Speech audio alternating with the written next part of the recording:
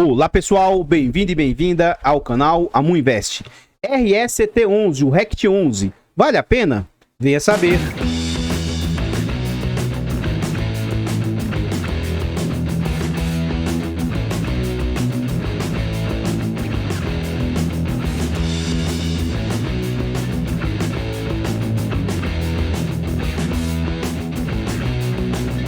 Então pessoal, este é um fundo imobiliário do setor de tijolos, é um fundo imobiliário do setor de lajes comerciais. É um fundo que foi lançado em abril de 2019, é um fundo de base 100.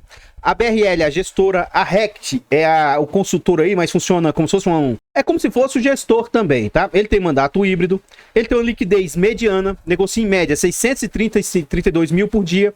É um fundo para investidores em geral. Os usuários do site dão nota 4 de 5, ele faz parte do IFIX com 0,48% e ele conta atualmente com mais de 8 milhões e 500 mil cotas. Em termos de PVP, esse fundo está sendo negociado com bastante desconto, sendo negociado a um PVP de 0,59, o que indica 41% de desconto. Isso significa o seguinte, o fundo atualmente tem um patrimônio de 815 milhões e o mercado está aceitando pagar apenas 477 milhões. Note que é um fundo de base 100, cuja cota hoje está valendo 95 e o mercado está aceitando pagar apenas 55. Tendo o mês 10 como referência, é um fundo que já conta com quase 80 mil cotistas.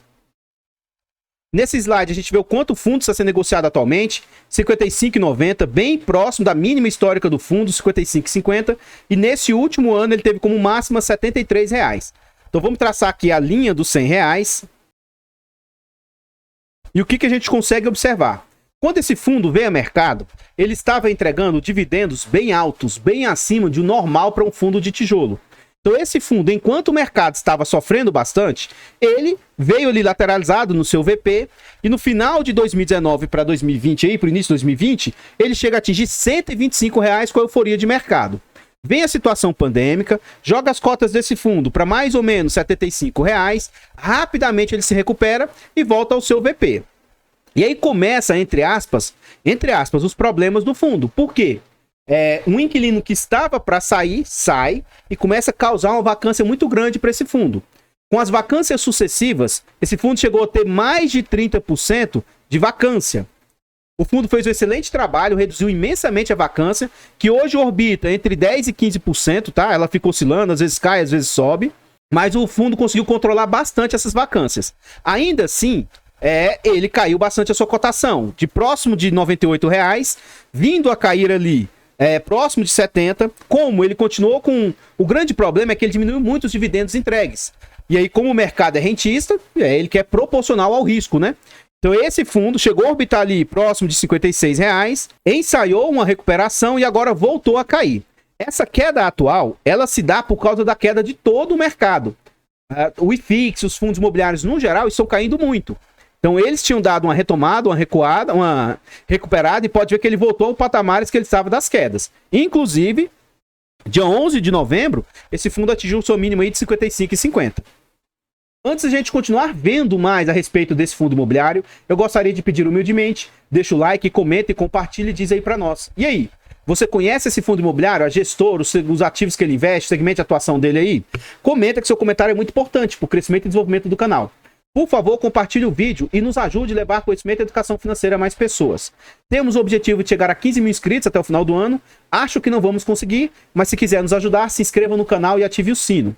Temos também a opção de membro. Se você gosta do canal e quer nos apoiar, torne-se membro a partir de 10 centavos por dia, R$ 2,99 por mês. Acho que isso não vai apertar vocês. O valor, entre aspas, é bem baratinho, mas pra gente faz muita diferença. Além de nos ajudar, vocês ainda têm acesso antecipado a vídeos, participam do grupo fechado do Telegram e tem preferência quando pede um vídeo aqui no canal. Temos o objetivo de tentar tirar uma certificação CEA. Com essa certificação, a gente se torna um profissional do mercado e pode, inclusive, indicar ativos. Quer nos ajudar a tirar essa certificação?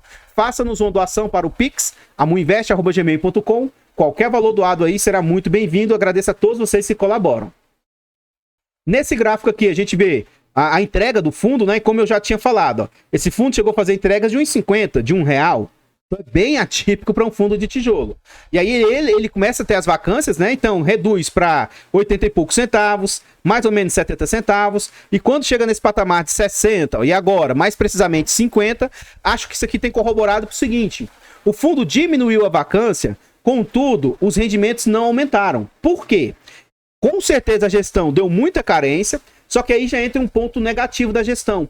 Eles não são transparentes em relação a essa carência. A estratégia deles é não revelar sobre a justificativa de que outros concorrentes possam querer, outros inquilinos, né, possam querer também carência e tal. Eu acho que isso não cola muito, mas aparentemente, futuramente, eu vou até mostrar um gráfico para vocês no final do vídeo, que mostra essa previsibilidade de aumento de receita. Só que isso não vem se concretizando numa entrega de rendimentos maior. Esse fundo já passou por 7 subscrições, inclusive fez uma bem recentemente, pequenininha, né, de 20 milhões, apenas para pagar dívidas. E ela teve uma boa captação. Ela ocorreu entre maio e junho desse ano. Nesse slide a gente vê as últimas entregas do fundo. Então a gente vê que ela está bem estabilizada nesse patamar de 50 centavos. Dia 8/11, ele pagou no dia 16/11, 50 centavos. A cotação da época era R$ 59,00, o que indicava um yield de 0,85. Como a cotação continuou caindo, atualmente o yield subiu para 0,90. Esse fundo vem com 11% de dividend yield acumulado. Só lembrando que esses 11% é se você comprou nessa faixa de preço. Para quem comprou a R$100, o yield é bem menor do que isso aqui. A R$100, o yield de 50, um dividendo de 50 centavos dá um yield de 0,5%, tá? Então, esse yield de 11% é para quem compra a cota com desconto. Se você tiver no preço de 100, você não tem esse yield aí.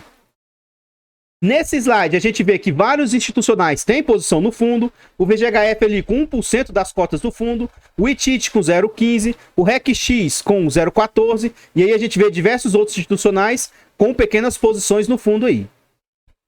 Antes de a gente continuar vendo mais a respeito desse fundo imobiliário, eu gostaria de pedir humildemente. Nós temos um canal secundário, o canal Amudicas, e o nosso objetivo é chegar a 1000 inscritos e monetizar esse canal. É muito difícil a gente chegar nesse número até o final do ano, mas quem sabe não vira um presente de Natal ou Ano Novo pra gente aí.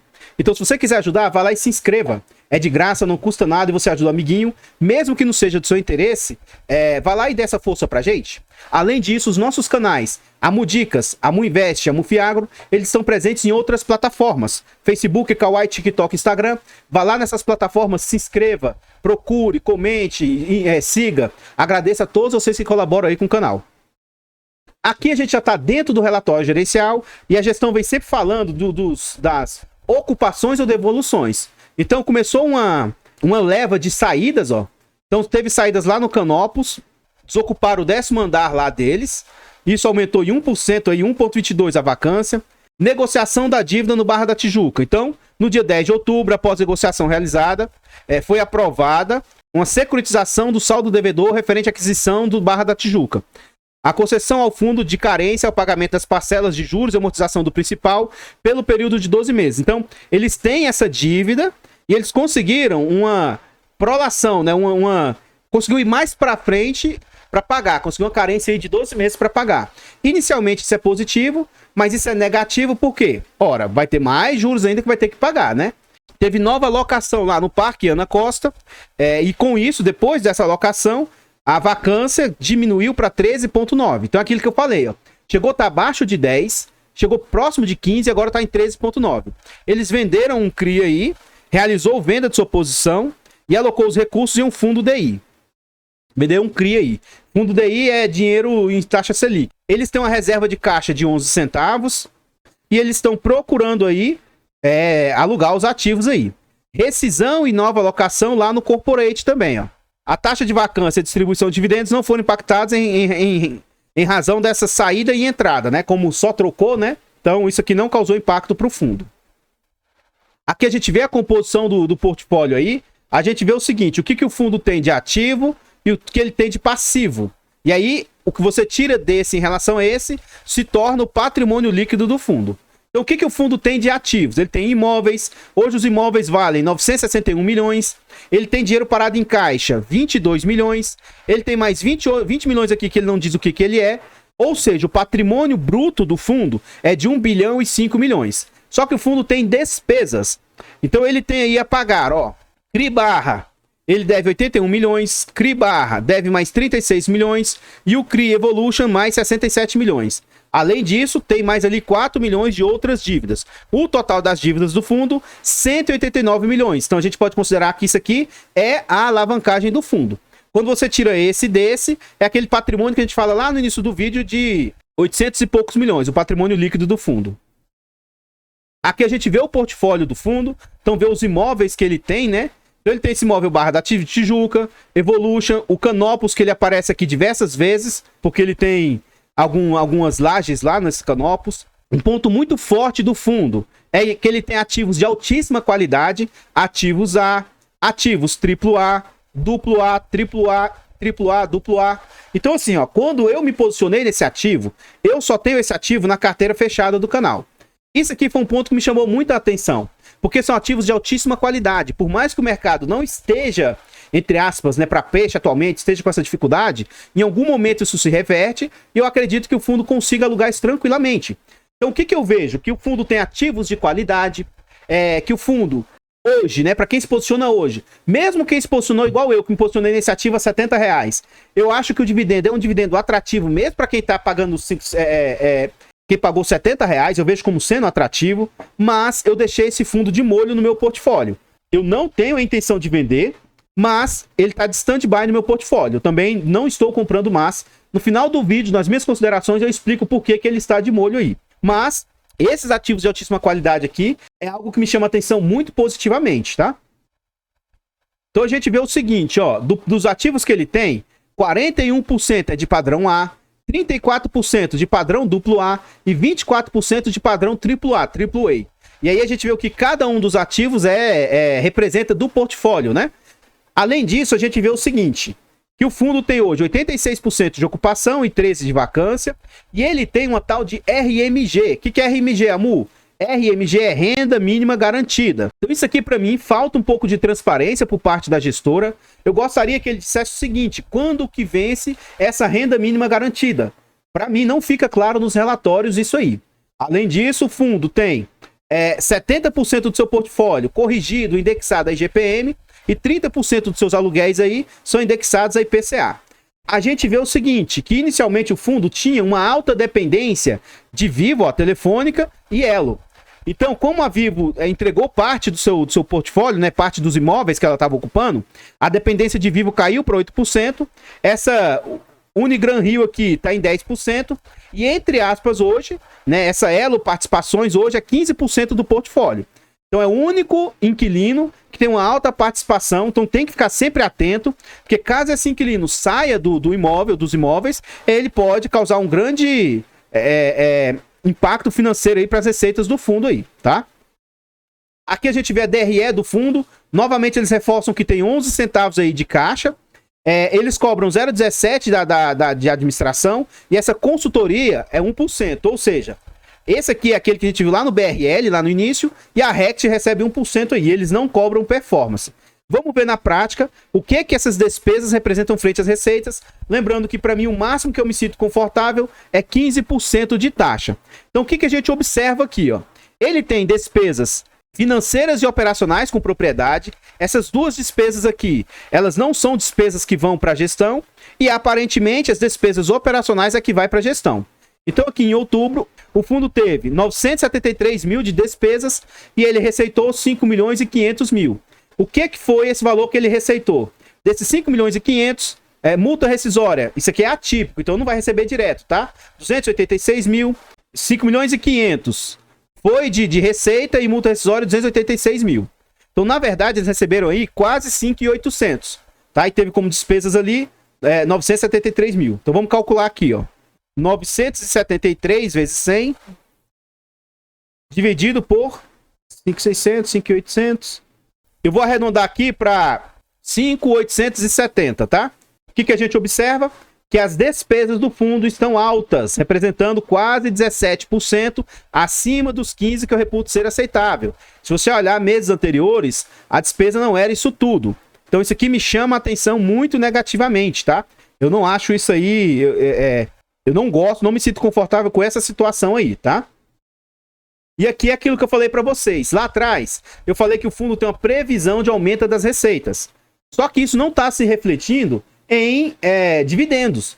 Então, se ele não estava recebendo 5,9 milhões, ele prevê que ele vai receber 5,9 milhões, ó, 5,9, vai cair em janeiro, eu não sei porquê, pode ser que as despesas de janeiro sejam maiores, né? Mas vai cair para 5,8, vai manter 5,9 em fevereiro, e aí tende a aumentar, ó, 6, 6,100, mantendo em 6. Só que esse aumento de dividendos, se eu não me engano, é porque aqui agora já está em novembro, tá? Quando ele começou a trazer esse gráfico, foi de uns 2 relatórios atrás. Se eu não me engano, estava em 5,7, algo assim, né? Vamos até olhar aqui novamente, ó. Ele receitou 5,5 e tende a aumentar para 5,9. Só que será que quando começar a pagar 5,9, isso vai se refletir nos dividendos? Será que vai aumentar os dividendos? Então a gente só vai saber no próximo anúncio. Novembro ele anuncia para pagar em dezembro. Então pode ser que já venha resultado agora, já em dezembro. Se não, talvez esse resultado só saia lá em janeiro. Vamos ver se vai aumentar os dividendos aí que está sendo esperado aí pelo mercado, né? Então, pessoal, o que eu tinha para trazer a respeito do RECT são somente essas informações. Por favor, vá no nosso canal secundário, o canal Amo Dicas, inscreva-se e ajude-nos a chegar a 1.000 inscritos e monetizar o canal. É de graça, não custa nada e você ajuda o amiguinho. Se quiser dar esse presente de Natal e Ano Novo pra gente, ficarei imensamente grato. Mesmo que o canal não seja do seu interesse, vá lá e se inscreva. A gente está presente, a Mudicas, a Muinvest, a Mufiagro, em outras plataformas, Facebook, Kawaii, TikTok, Instagram. Vá lá e se inscreva, siga e nos ajude a levar conhecimento também nessas outras plataformas.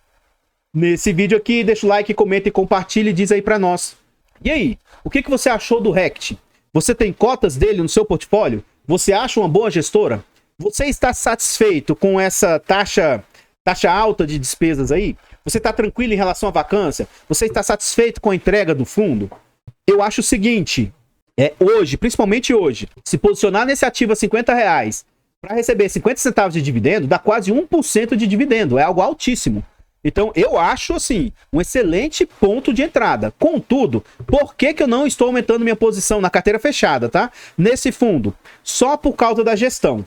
E o ponto primordial de eles não se importam de fazer emissão abaixo do VP. Então esse ponto aí me chama atenção muito negativamente e eu não vou vender os meus ativos por causa disso, mas eu não vou comprar mais. É um ponto que me chama atenção muito negativamente e eu não me sinto confortável com isso. Não fosse isso, eu gosto do portfólio do fundo, não estou preocupado com essa vacância que ele está passando, não estou preocupado e nem acho pouco esse dividendo que ele entrega. Tudo isso são situações que eu acho assim, bem tranquilo. É só a questão de gestão que me deixa fora desse ativo. Então, eu não tenho na minha carteira pública, não pretendo ter, e na carteira do canal, não vou, na carteira fechada, na minha carteira privada, eu não vou aumentar minha posição nesse ativo. Esse meu ponto de vista não significa indicação de compra, venda ou manutenção do ativo. Eu te falei vários pontos muito importantes, positivos a respeito do fundo, e também trouxe alguns pontos negativos, uns pontos de atenção que vocês têm que ter. E aí a decisão sempre é sua. Volta e meia aparece uma pessoa aqui, você falou, você não disse se vale a pena ou não. Primeiro, eu não posso falar se vale a pena, que eu não posso fazer indicação de ativos. E mesmo se eu pudesse, eu não o faria por meio de um vídeo público. Porque o que vale a pena para um, não vale para o outro. Eu teria que sentar com você. Hoje eu tenho capacidade para fazer isso, mas eu não tenho uma certificação que me permite fazer isso. Mas eu teria que sentar individualmente com a pessoa, olhar a necessidade e a realidade dela, ver a carteira que ela possui, para ver se esse ativo se enquadra no seu perfil, na sua característica. Então eu não posso dizer se vale a pena ou não. O meu objetivo é dizer se, com os meus, com a minha visão, o meu ponto de vista a respeito dele. E aí você, assim, 90% da dica da minha visão eu já dou. E aí basta você ser o mínimo, atento, ou, desculpa para não pegar pesado, ou inteligente, e você chegar à sua conclusão, se para você vale a pena ou não, baseado nos pontos que eu elenquei. E outra coisa, eu não sou o senhor da razão. De novo, se não vale a pena para mim, pode valer a pena para você e está tudo bem. Tá? Não tem essa história de que eu estou certo, você está errado, ou você está certo, eu estou errado. Existem infinitas alternativas e estratégias de investimento e siga a sua estratégia e tudo bem. Por favor, compartilhe o vídeo, nos ajude a levar conhecimento e educação a mais pessoas. Nos dê um presente de Natal, ou Ano Novo, Ajude-nos a chegar a 15 mil inscritos até o final do ano. Torne-se membro também a partir de R$ 2,99 por mês, 10 centavos por dia. Faça-nos uma doação para a gente tirar a certificação CEA ou para a gente investir na carteira pública do canal. Qualquer valor doado nos ajuda imensamente. Obrigado a todos vocês que ajudam de todas as formas. Eu vou ficando por aqui, vou deixar passando uns slides com cada um dos imóveis que esse fundo possui e eu espero encontrá-los nos próximos vídeos. Fiquem todos com Deus, tenham um bom dia, uma boa tarde, uma boa noite e fui!